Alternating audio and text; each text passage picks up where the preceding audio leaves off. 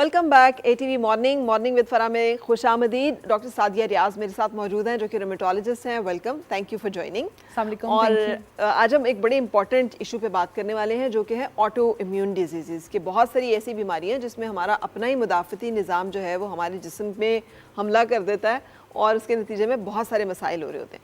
ये होता क्या है ऑटो इम्यून? ये तो जो मैंने एक एक्सप्लेन किया, इसकी वजूहात की पता चला है कि क्यों हो जाता है कुछ लोगों को? बिल्कुल, मेरे ख्याल से बहुत से लोग जो हमें सुन रहे हैं उन्हें ये मुश्किल सा लफ्ज़ है ऑटोइम्यून, इसकी समझ नहीं आ रही होगी। बहुत आम अल्फाज में अगर मैं इसको बताऊं तो ये ऐसी बीमारियां हैं जो आपके अपने जिस्म के अंदर से ही पैदा होती हैं और आपके जिस्म में कुछ एंटीबॉडीज़ बन जाती हैं जो कि अगर आपके जोड़ों को, स्किन को, हड्डियों को उनको मुतासर करना शुरू कर देती हैं। तो बहुत से पेशेंट मुझसे आके पूछते हैं कि हमने ऐसा क्या किया जिससे हमें ये प्रॉब्लम हो गई।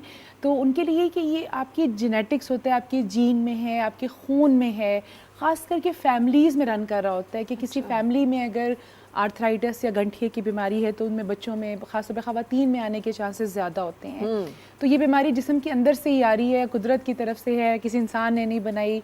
घबराए नहीं, परेशान नहीं हो। आज मैं बहुत सारी नई ऑप्शंस और नई चीज़ें आपको डिस्कस करने के लिए यहाँ पे आई हूँ। अच्छा, अब अगर जेनेटिकली एक चीज़ सेट है आपकी बॉडी में तो आप जितना मर्जी हेल्थ कॉन्शियस हो जाएं, लाइफस्टाइल कॉन्शियस हो जाएं, आप उससे बचा नहीं सकते, ये आपको हो जाएगा, या ये प्रिवेंटेबल भी हैं किसी तरह से? अगर देखिए आपकी फैमिली में प्रॉब्लम्स चल रही हैं तो आपको शुरू की एज से और यंग एज से आपको इसकी एहतियातें करनी चाहिए। और सर फहरिस्त जो मैं बार बार हमेशा वही कहती हूँ कि एक अच्छी लाइफस्टाइल को अपनाएं, अपने वज़न को कंट्रोल करें और अपनी लाइफ में एक्सरसाइज को लेकर आएँ। यहाँ पे थोड़ा सा मैं बैकग्राउंड में थोड़ा और जाती हूँ ऑटो इम्यून बीमारियों की, ख़ास तौर की जो पाकिस्तान में देखी जा रही हैं, और फिर मैं उनकी कुछ ट्रीटमेंट्स के ऊपर आती हूँ कि क्या मसाइल हैं जो पेशेंट्स को दरकार हैं। सर फहरिस्त तो फरा रोमेटॉइड आर्थराइटिस की बीमारी है जिसको गठिया पाकिस्तान में कहा जाता है। जॉइंट्स के अंदर सोजन होती है, अकड़ जाते हैं, ना सिर्फ हाथों पैरों के बल्कि मैं पेशेंट से ये कहती हूँ कि आपके सर से लेके पाँव तक जितने जोड़ हैं, हर एक छोटे छोटे जोड़ के अंदर जो है ना वो दर्द होना शुरू हो जाती है।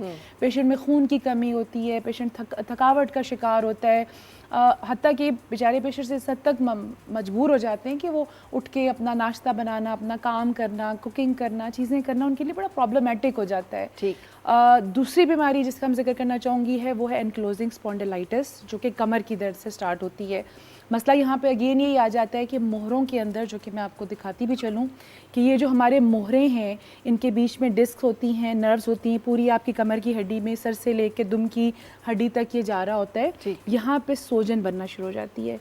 जब इस जगह पे सोजन बनती है तो ये मोहरे आपस में जुड़ना शुरू हो जाते हैं। इसीलिए इस बीमारी का नाम थोड़ा मुश्किल सा है कि एनक्लोजिंग स्पॉन्डिलाइटिस।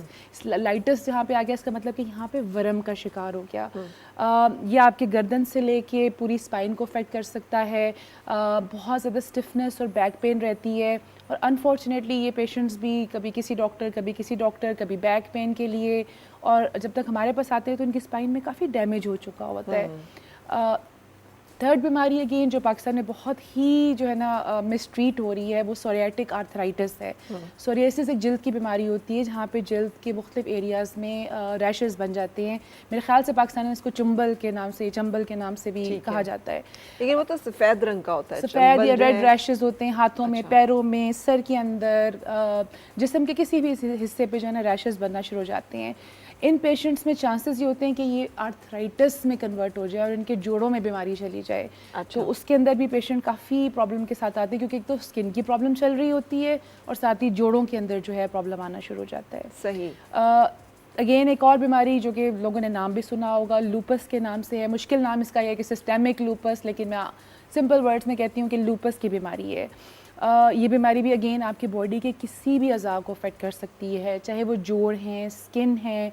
थोड़ी ख़तरनाक बात इस बीमारी में होती है कि आपके इंटरनल ऑर्गन्स को भी इफ़ेक्ट कर सकती है, मिसाल के तौर पे आपकी किडनीज़। तो ये चीदा कुछ बीमारियों की मैंने एक समरी बताई कि जो ऑटो इम्यून बीमारियां हैं और मेरे हिसाब से इनको रिकग्नाइज़ करना